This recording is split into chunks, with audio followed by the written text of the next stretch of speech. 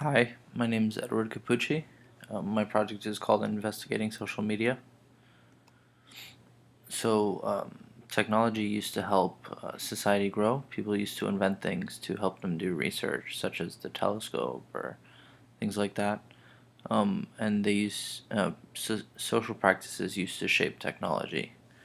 Um, but now technology is a luxury and it's shaping our social practices. The biggest force for social change right now, I believe, is social media. It consistently challenges the idea of oneself and influences this idea of a digital self, which many times can be different than a real world identity.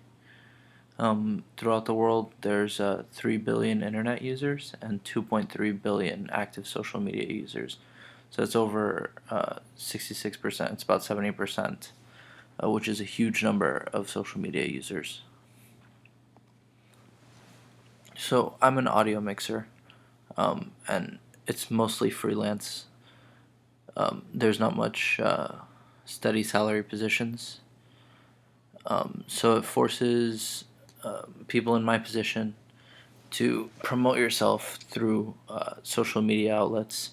The biggest one being LinkedIn.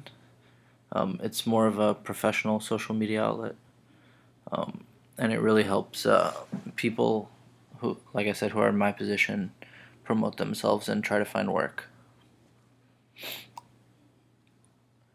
So, the usage of technology, it creates this idea of a digital self, which is sometimes different than a real world self. In a world, today we live in a world of one-ups, as in people tend to trend towards one-upping the other person. For example, somebody posts a picture in a nightclub, so the next person will post a better picture in a nightclub, and then somebody else will try to beat that picture with a cooler picture.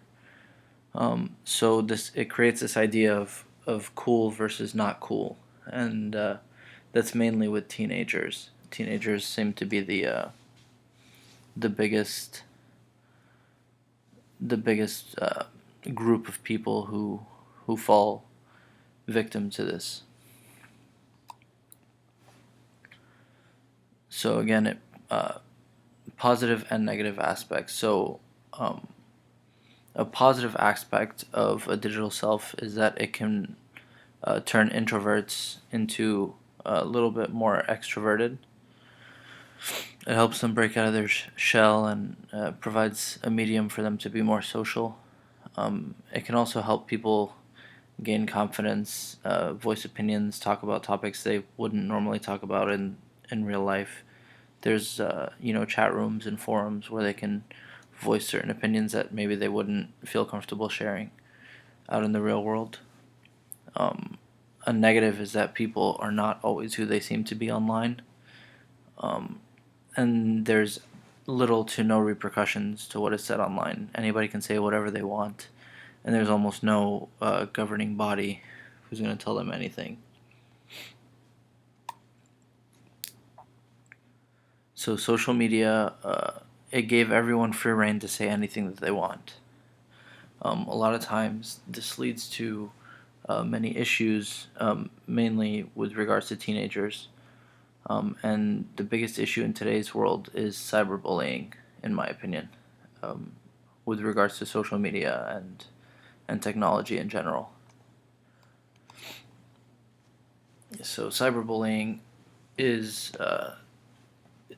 is the practice of putting people down online.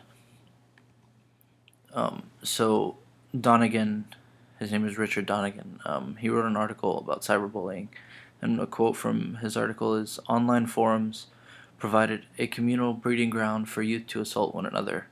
And it's talking about the origins of cyberbullying. So it essentially started when people were given a conduit to speak their mind, again with little to no repercussions. The idea of speaking online and not actually speaking to somebody in person makes for uninhibited comments and opinions.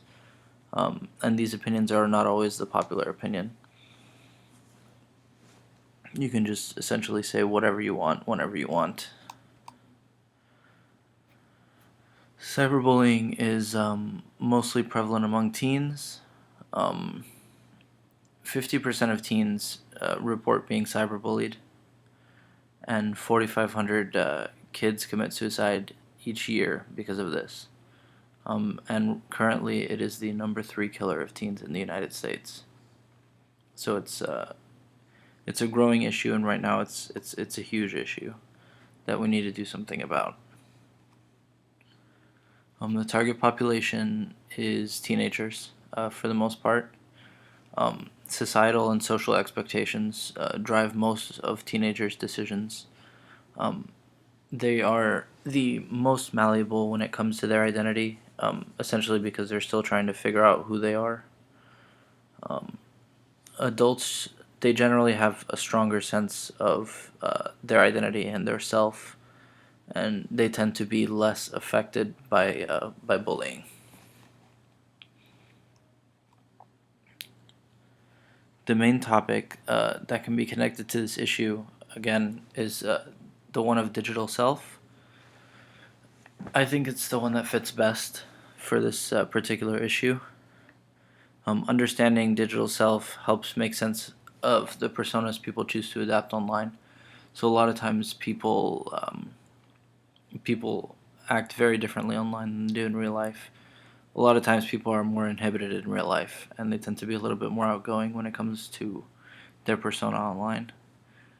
Teens often try to change who they are online to try to fit in. They'll post strange, posts on their Facebook walls or on their Instagram or anything like that, even when that might not really be who they are. Okay, the impact. Suicide is the number 3 killer of teens in the United States. And like I said earlier, there's 4,500 suicides per year. And cyberbullying is the most prevalent reason for these suicides.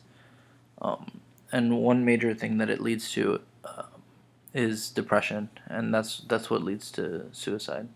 So there's a lot of teenagers tend to put each other down to boost themselves up for some strange reason.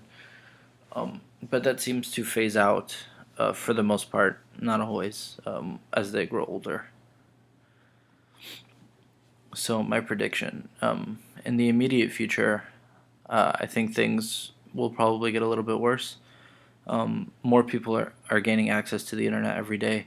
And with more people gaining access to the internet, there's going to be more social media users. The more social media users, the more potential cyberbullying cases. That's just the way that it's looking right now. Another factor that's playing into this is that people are starting to use social media at younger ages. So from what I remember, I don't remember getting social media until I was about 16 years old, and that's just because it wasn't allowed. But I mean, there's children now who are 8, 9, 10 years old who have smartphones and they can have social media accounts even if their parents don't know about it. But I think that it can get better. So there are a few outlets for information on cyberbullying. I personally think that we can do better to inform teens of these outlets. The only way that it can stop is if teens report it. There's nothing that can be done if these cases go unreported. And so I think the biggest thing is information. So Facebook is the largest social media outlet that people use. And I think that since it's the biggest platform, that maybe they could do a little bit better to speak about cyberbullying, and maybe have their own advertisements on their own platform that can reach out to these teens and inform them. That being said, I think the best way to fight this is through advertising. and yeah, so I think Facebook, since it's the biggest platform for cyberbullying, I think they can do a better job of um, of informing people. Implementation. It's difficult to implement a fight against cyberbullying, because there's really nothing. You can't have people policing. There can't be cops driving around, looking for cyberbullies. It's not the way it works. So, I think that we can offer more outlets for teenagers to come forward. There's a few now. Um, Most of them are, nonprofits, and some are government projects and stuff like that. But there's really not enough. Not enough people know how to access these outlets or access them frequently enough. Um, we need to create more safe havens for teenagers to reach out and get help.